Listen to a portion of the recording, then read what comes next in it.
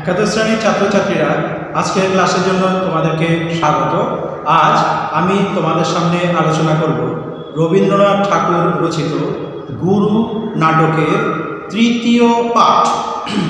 গুরু নাটকটি তোমরা আগেই জানো যে অচলায়তন নাটকের সংক্ষিপ্ত রূপ গুরু নাটক। সেই অচলায়তন নাটকের সংক্ষিপ্ত রূপ গুরু নাটকের আমরা আলোচনা করছি। নাটকটির প্রথম অধ্যায়ের নাম অচলায়তন। প্রথম অধ্যায় আজ তৃতীয় পাঠ এবং সামগ্রিকভাবে গুরু নাটকের আজ তৃতীয় পাঠ। আমি দ্বিতীয় পাঠে শেষ করেছিলাম যে অচলায়তনের শিক্ষার্থী সুভদ্র পাপ করেছে, অর্থাৎ কি না, সে উত্তর দিকের জানালাটা খুলে ফেলেছে। তাহলে তাকে কীরকম শাস্তি দেওয়া যেতে পারে সেই নিয়ে অচলায়তনে একটা আলোড়ন সৃষ্টি হয়েছে, আশ্রমের মধ্যে আলোড়ন সৃষ্টি হয়েছে। সেখানে আচার্য, উপাচার্য, অধ্যেতা প্রমুখদের মধ্যে আলাপ আলোচনা হচ্ছে যে কিভাবে শাস্তি দেওয়া যেতে পারে, অর্থাৎ প্রায়শ্চিত্ত করা যেতে পারে। সুভদ্রা কীভাবে প্রায়শ্চিত্ত করবে, তার পাপ কীভাবে দূর হবে। সেখানে আমরা দেখতে পাচ্ছি আচার্যদেব চাইছেন না যে সুভদ্রকে কোনো শাস্তি দেওয়া হোক। পঞ্চম সেও সুভদ্রর পক্ষে এবং সুভদ্রকে বলছে, তোর কোনো ভয় নেই সুভদ্র, আমি তোকে রক্ষা করব এইভাবে। এবং সেখানে আমরা দেখতে পাচ্ছি যে মহাপঞ্চ 3 উপাধ্যায় মহাশয় তারাও কিন্তু পঞ্চকের আচরণে খুশি নয়, এরকম একটা পর্যায় আমরা দেখতে পাচ্ছি। এবং আচার্য তিনিও বলছেন যে না, সুভদ্রকে শাস্তি দেওয়ার প্রয়োজন নেই, কারণ সুভদ্র যা অপরাধ করেছে, সুভদ্রের যদি অপরাধ হয়ে থাকে তাহলে সেই অপরাধ আমারও অপরাধ, কারণ আমি তো সুভদ্রর আচার্য এবং সেই অপরাধের জন্য যদি কোনো শাস্তি পেতে হয় আমি সেই শাস্তি ভোগ করব, আমি সেই শাস্তি বহন করব। তখন উপাধ্যায় বলছেন, এরকম দুর্বলতা তো আগে কখনো দেখিনি আপনার মধ্যে, কারণ এই তো সেবার অষ্টাঙ্গ শুদ্ধি উপবাসের তৃতীয় রাতে বালক কুশলশীল যখন জল করে পিপাসায় প্রাণ ত্যাগ করল, তখনও তো আপনি তাকে এক বিন্দু জল দিতে বলেননি। অর্থাৎ সেক্ষেত্রে আপনি কঠোর ছিলেন, কিন্তু আজ কেন আপনি সুভদ্রকে শাস্তি নিতে দিচ্ছেন না, সুভদ্রকে প্রায়শ্চিত্ত থেকে বঞ্চিত রাখছেন? অর্থাৎ আপনার মনের ভেতরেও যে দ্বিধা দ্বন্দ্ব তৈরি হয়েছে, এটা কেন হবে? তুচ্ছ মানুষের প্রাণ আজ আছে কাল নেই, কিন্তু সনাতনী যে ধর্ম সেটাকে আপনি জলাঞ্জলি দিচ্ছেন, সেটাকে তুচ্ছ করছেন। উপাধ্যায় মহাশয় আচার্যদেবকে একথা বলছেন। এমন সময় সুভদ্রকে নিয়ে পঞ্চকে প্রবেশ। পঞ্চক বলছে, ভয় নেই সুভদ্র, তোর কোনো ভয় নেই, এই শিশুটিকে অভয় দাও প্রভু। অর্থাৎ আচার্যদেবকে বলছে যে এই শিশুটিকে আপনি অভয় দেন। আচার্য বলছেন, বৎস, তুমি কোনো পাপ করনি, বিনা অপরাধে তোমাকে হাজার হাজার বৎসর ধরে মুখ বিকৃত করে ভয় দেখাচ্ছে, পাপ তাদেরই, অর্থাৎ যারা তোমাকে ভয় দেখাচ্ছে। আচার্যদেব তিনি কিন্তু বুঝতে পারছেন যে যুগের পর যুগ ধরে, বছরের পর বছর ধরে বদ্ধ পুরনো সংকীর্ণতার জালে আশ্রমিকদের প্রাণ ওষ্ঠাগত হয়ে উঠেছে। তিনি যেন মনের ভেতরে সেই আহ্বান শুনতে পাচ্ছেন যে এই অন্ধকার ছেড়ে বাইরে যাওয়ার আহ্বান, অন্ধকার ছেড়ে আলোকের দিকে যাওয়ার আহ্বান। তাই তিনিও বলছেন, তুমি কোনো পাপ করনি। মহাপঞ্চক বলছেন, আমরা সবেই তো অশুচি হয়ে রইলাম, এটা আপনার কেমন আচার আচরণ? মহাপঞ্চক বলছেন, উনি আজ সুভদ্রকে বাঁচাতে গিয়ে, অর্থাৎ উনি কে? মহাপঞ্চক উপাধ্যায়কে বলছেন যে আচার্যদেব সুভদ্রকে বাঁচাতে গিয়ে ধর্মের বিনাশ করছে, তার কি বুদ্ধির বিকার দেখা দিল, তার কি বুদ্ধির বিকার হয়েছে? এই নিয়ে সকলের মধ্যে আলাপ আলোচনা হচ্ছে। সঞ্জীব, বিশ্বম্ভর, জয়োত্তম এরা সব আশ্রমিক, তাদের মধ্যে উপাধ্যায়, অধ্যেতা, মহাপঞ্চক সকলের মধ্যে আলোড়ন সৃষ্টি হয়েছে। এবং তাদের মধ্যে এই আলোচনা হচ্ছে যে আচার্যদেবকে তাহলে তার আসন থেকে নামিয়ে দেওয়া প্রয়োজন। এখানে সঞ্জীব বলছে, বিশ্বম্ভর বলছে, ক্রমে এসব হচ্ছে কি? এতদিন এই আয়তনে আছি, কখনো তো এমন অনাচারের কথা শুনিনি। আর স্বয়ং আমাদের আচার্যদেব তিনি রীতি নিয়মকে লঙ্ঘন করছেন। জয়োত্তম বলছে, তাকে একবার জিজ্ঞাসা করে দেখা যাক না। বিশ্বম্ভর, না না, আচার্যকে আমরা তেমন শাস্তি দিতে পারি না, কারণ তার মনের ভেতরেও তো রয়েছে এই যে বিশ্বম্ভর, সেও তো আচার্যদেবকে আচার্য বলেই মনে করেন, তাই তার বিরুদ্ধে তেমন কঠোর হতে পারেন না। মহাপঞ্চক বলছে, কি করবে আচার্যকে? বলেই ফেলো। অর্থাৎ আচার্যকে শাস্তি দেওয়ার পক্ষে এবং শাস্তি দেওয়ার বিপক্ষে দুটো মতই কিন্তু আমরা এখানে দেখতে পাচ্ছি। অর্থাৎ আচার্যদেব তিনি তো সকলের উপরে, তাই তাকে আমরা শাস্তি দেব? তিনি তো এখন আমাদের গুরু, তাকে কি করে শাস্তি দেব?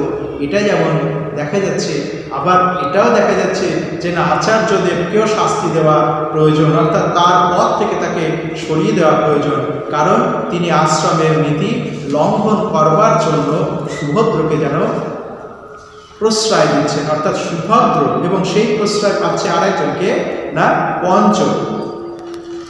মহাপঞ্চক বলছে, আমি বলছি তাকে সংযত করে রাখতে হবে। কেমন করে? না, যেমনভাবে মত্ত হাতিকে সংযত করে রাখা হয়, তেমন করেই আচার্যদেবকেও সংযত করে রাখতে হবে। এমন আলাপ আলোচনা চলছে, এমন সময় পঞ্চক ছুটে আসছে সেখানে।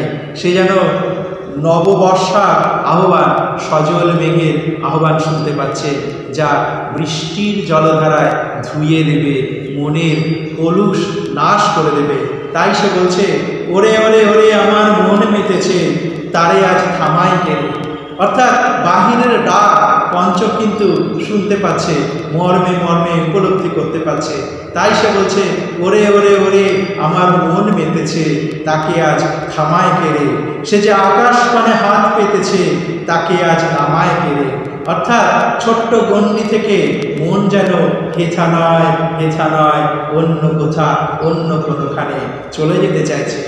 সংকীর্ণতার জাল ছিঁড়ে আলোর সন্ধানে, মুক্ত বায়ুর সন্ধানে, মুক্ত প্রাণের সন্ধানে মন যেন ছুটে যেতে চাইছে।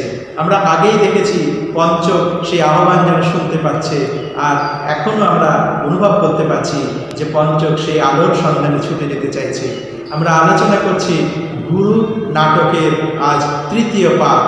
এই পাঠটি অচলায়তন নামক প্রথম অধ্যায়ের পাঠ এখনো পর্যন্ত চলছে। এদিকে মহাপঞ্চক সে কিন্তু খুব ক্রুদ্ধ। পঞ্চক, নির্লজ্জ বানর কোথাকার, থাম বলছি। কিন্তু কে থামবে? সে তো গান করে চলেছে, ওরে আমার মন মেতেছে, আমারে থামায় কে রে? আমাকে কে থামাবে আজ? মহাপঞ্চক, উপাধ্যায় আমি তোমাকে বলিনি? এক জটা দেবীর সাপ আরম্ভ হয়ে গেছে। অর্থাৎ এই যে উত্তর দিকের জানালা সুভদ্র খুলে ফেলেছে, আর উত্তর দিকটা হচ্ছে এক জটা দেবীর, সেখানকার বায়ু আশ্রমের ভেতরে ঢুকে পড়েছে, অর্থাৎ আশ্রমের সবটাই যেন অশুদ্ধ হয়ে গেছে। তাই সেই পাপে বিকারগ্রস্ত যেন হয়ে পড়ছে আচার্যদেব। আর পঞ্চক তো অনেক আগে থেকেই যেন সেই শাস্তিযোগ্য অপরাধ করে চলেছে। সুভদ্র সেই অপরাধের ভাগী। পঞ্চক, না, থাকবে না, পাথরগুলো সব চঞ্চল হয়ে উঠবে, পাগল হয়ে উঠবে। কি? ওই যে মহাপঞ্চক বলেছিল যে আমাদের সকলের বুদ্ধিকে বিচলিত করে তুলেছে, ক্রমে দেখবে অচল আয়তনের একটা পাথরও স্থির থাকবে না। তাই পঞ্চক বলছে থাকবে না, স্থির থাকবে না, সব চঞ্চল হয়ে উঠবে। ওরে ভাই নাচ রে, আজ ছাড়া পেয়ে বাঁচ রে, লাজ ভয় ঘুচিয়ে দে রে, তোরে আজ থামায় কেড়ে। মুক্ত প্রাণের অধিকারী পঞ্চক সে মুক্ত প্রাণের সন্ধানে ছুটে চলেছে। মহাপঞ্চক, উপাধ্যায় হা করে দাঁড়িয়ে দেখছো কি? সর্বনাশ শুরু হয়েছে, বুঝতে পারছো না? ওরে সব ছন্নমতি মূর্খ অভিশপ্ত বর্বর, আজ তোদের নাচবার দিন। পঞ্চক বলছেন, সর্বনাশের বাজনা বাজলেই নাচ শুরু হয় দাদা। অর্থাৎ অচলায়তনের জীর্ণ প্রথার সর্বনাশ ঘনিয়ে আসছে। মুক্ত প্রাণের অধিকারী জীর্ণতাকে ছিন্ন করে নতুন পথের দিকে এগিয়ে নিয়ে যেতে চাইছে।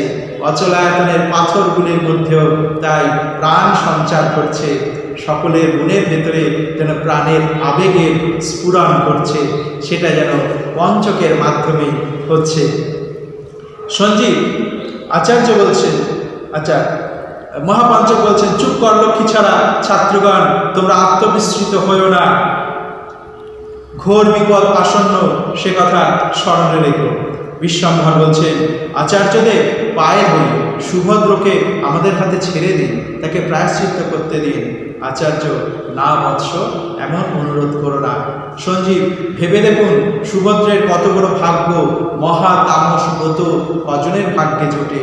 তাহলে সঞ্জীব এবং বিশ্বম্ভর এরা কিন্তু আচার্যদেবকে তখনও সংযতভাবে জিজ্ঞাসা করছে, তার কাছে প্রার্থনা করছে, ওকে ছেড়ে দিন, ওকে প্রায়শ্চিত্ত করতে দিন, কারণ এই প্রায়শ্চিত্ত করলে ওর পাপ মুক্তি ঘটবে।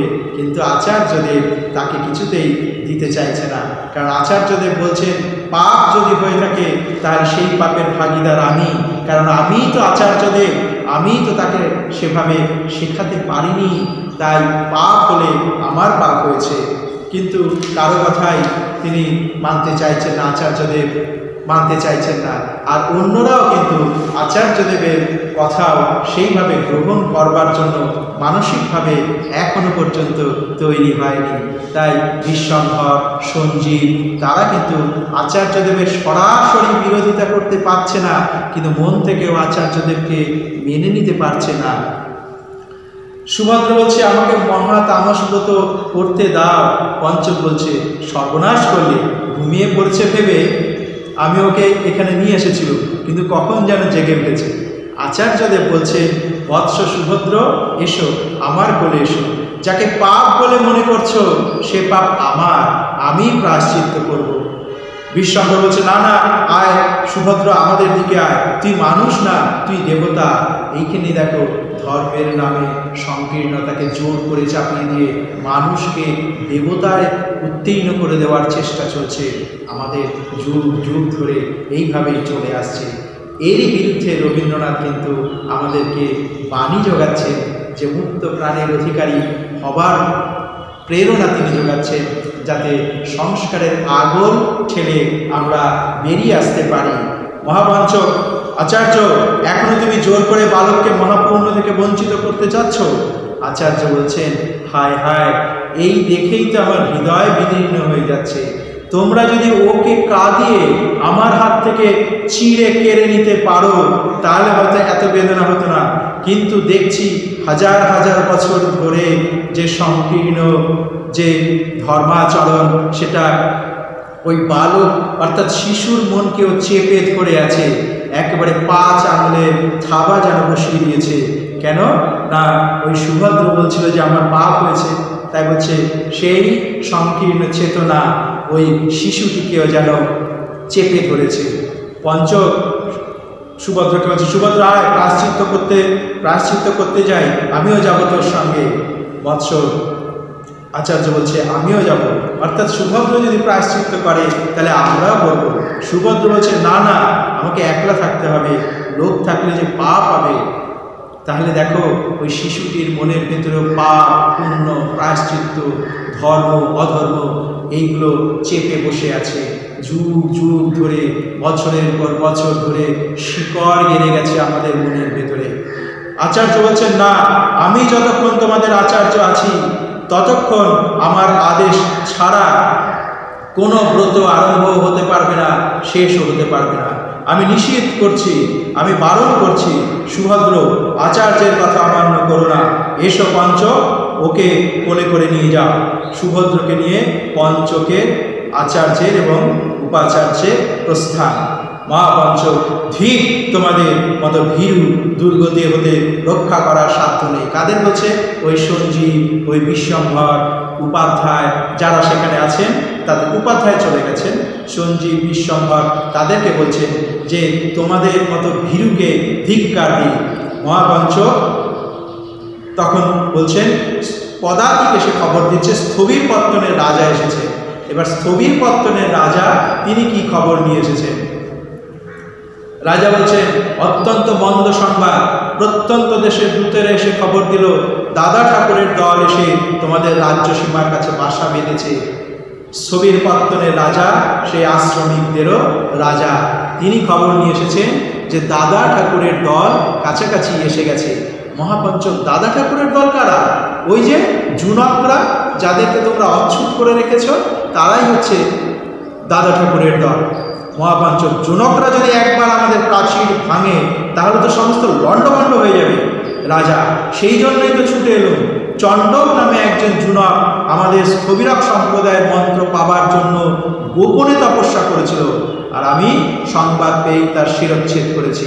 আমরা আগেই দেখেছি, আমি দ্বিতীয় পাঠে বলেছিলাম যে জুনকদের মধ্যে আলোচনা হচ্ছে চণ্ডক নামে একজন, তিনি চলে গেছেন যে কোথায় না ওই মহাপঞ্চককে বলছিল একজন জুনক যে তোমাদের স্থানে, যে তিনি নাকি তোমাদের মন্ত্রতন্ত্র ইত্যাদি শেখার জন্য সচেষ্ট হয়ে উঠেছেন। তাহলে এখানে কিন্তু আমরা দেখতে পেলাম স্থবির পত্তনের রাজা এসে সংবাদ দিলেন যে ওই রাজার নাম মন্ত্রগুপ্ত, তিনি বলছেন যে তোমাদের ওই জুনকদের একজন এসেছিল, তাকে কিন্তু আমরা একদম শিরচ্ছেদ করেছি। তার মহাপঞ্চক বলছেন, ভালোই করেছেন, কিন্তু পাপ যে এদিকে বেরিয়ে চলেছে, আমাদের পরাভবের বুঝি আর বেশি দেরি নেই। রাজা বলছেন, সে কি কথা? হ্যাঁ, অচলায়তনে সাপ লেগেছে। সাপ? সর্বনাশ, কেন? মহাপঞ্চক বলছেন, উত্তর দিকের অধিষ্ঠাত্রী সেখানে একদিন সেই দিককার একটি জানলা খোলা হয়েছে। রাজা তো বসে পড়লেন, তবে তো আর আশা নেই। মহাপঞ্চক বলছেন, আচার্য অদিন পুণ্য এ পাপের প্রায়শ্চিত্ত করতে দিচ্ছেন না। বিশ্বম্ভর বলছেন, তিনি জোর করে আমাদের ঠেকিয়ে রেখেছেন। রাজা বলছেন, দাও অদিন পুণ্যকে এখনই নির্বাসিত করে দাও। মহাপঞ্চক বলছেন, আগামী অমাবস্যায়। না, সময় নেই, এখনই তাকে নির্বাসন করো, শাস্ত্রে তার বিধান আছে। মহাপঞ্চক বলছে, হ্যাঁ, কিন্তু তিনি যে আচার্য, তাই আচার্যকে নির্বাসিত করলে আরেকজনকে তো আচার্য হতে হবে। রাজা বলছেন, কেন? তুমি এখনই আমি তোমাকে আচার্যের পদে অধিষ্ঠান করে দিচ্ছি। দেখো কেমন গর্ব, কেমন অহংকারী এরা। অর্থাৎ এতদিনের যিনি আচার্য, এক কথায় তাকে নস্যাৎ করে দিচ্ছেন। নিজেরা কত গর্বোদ্ধত, কতটা অহংকারী। দিকপালগণ সাক্ষী, এই আমি তোমাকে, এই ব্রহ্মচারীগণকে সাক্ষী রেখে তোমাকেই আমি আজ আচার্য পদে বরণ করে নিচ্ছি। মহাপঞ্চক তখন বলছেন, অদিন পুণ্যকে কোথায় নির্বাসিত করতে চান? রাজা বলছেন, আয়তনের বাইরে নয়, কি জানি তিনি যদি জুনকদের সঙ্গে মিশে আবার দল বড় করে। আয়তনের প্রান্তে যে দর্ভক পাড়া রয়েছে সেখানেই তাকে বদ্ধ করে রাখা হোক। রাজা বলছেন, আয়তনের প্রান্ত দেশে যে দর্ভক পাড়া রয়েছে সেখানেই তাকে বদ্ধ করে রাখা হোক, তাকে বাইরে কোথাও নিয়ে যাওয়ার প্রয়োজন নেই। অর্থাৎ বাইরে নিলে তিনি যদি জুনকদের সঙ্গে মিশে যান সেক্ষেত্রেও কিন্তু ভয় আছে। মহাপঞ্চক, যিনি স্পর্ধাপূর্বক আচার লঙ্ঘন করেছেন, অনাচারীদের মধ্যে নির্বাসিত হওয়াই তার দণ্ড। অর্থাৎ ওই দর্ভকদেরও কিন্তু তারা অনাচারী মনে করে। দূত শুনলুম গুরু খুব কাছে চলে এসেছে। দূত এসে খবর দিচ্ছে। কে বললে? চারিদিকেই খবর উঠছে, তাহলে তো অভ্যর্থনার আয়োজন করতে হবে। মহাপঞ্চক অচলায়তনের সমস্ত জানলা বন্ধ করে শুদ্ধি মন্ত্র পাঠ করা প্রয়োজন। এটা রাজা বলছেন। মহাপঞ্চক বলছেন, জানলা বন্ধ করার কথা ভাববেন না, মন্ত্রের ভাগ আমি নিচ্ছি। পঞ্চক কোথায়? সকলে এবার পঞ্চককে খুঁজছে। জয়ন্তন, শুনলাম সে প্রাচীর ডিঙে জুনকদের কাছে চলে গেছে। মহাপঞ্চক, পাষণ্ড, আর যেন সে এই আয়তনে ফিরে না আসে। গুরু আসবার আগেই এখানকার সমস্ত উপদ্রব দূর করা যায়। ওহে ব্রহ্মচারীগণ, মন্ত্র পড়বার জন্য স্নান করে প্রস্তুত হয়ে এসো। এখানেই আমাদের এই অচলায়তন অর্থাৎ গুরু নাটকের প্রথম অধ্যায়টি শেষ হচ্ছে। তাহলে গুরু নাটকের প্রথম অধ্যায় যেখানে শেষ হচ্ছে সেখানে আমরা কি দেখতে পাচ্ছি? যে পঞ্চককে নির্বাসিত করার জন্য এরা অর্থাৎ মহাপঞ্চক, রাজা, অধ্যেতা, সঞ্জীব, বিশ্বম্ভর সকলেই যেন উঠে পড়ে লেগেছে। কারণ পঞ্চক মুক্তিপথের দূত, তাই সে অচলায়তনের পাথরগুলিকেও যেন সচল করে দিচ্ছে। আর কি না, সুভদ্রকে তারা ওই পঞ্চক এবং আচার্য মহাতামস ব্রত অর্থাৎ প্রায়শ্চিত্ত করা থেকে বঞ্চিত করছে এবং পঞ্চক এবং আচার্যকেও দর্ভপল্লীতে নির্বাসিত করার কথা হচ্ছে। আর রাজা মন্থরগুপ্ত তিনি কি করছেন, যে যিনি মহাপঞ্চক তাকেই আচার্য পদে অধিষ্ঠানের ব্যবস্থা করছেন এবং গুরু আসবেন বলে সমস্ত দরজা জানলা বন্ধ করে দেওয়া হচ্ছে। অচলায়তনে নতুন করে শুদ্ধি মন্ত্র সেখানে প্রদান করা হচ্ছে। তাহলে ছাত্রছাত্রীরা, অচলায়তন এই নাটকের সংক্ষিপ্ত অংশ গুরু নাটকের তৃতীয় পাঠ আজ এখানেই শেষ করলাম। গুরু নাটকের তৃতীয় পাঠ তথা প্রথম অধ্যায় আমরা এখানেই শেষ করলাম।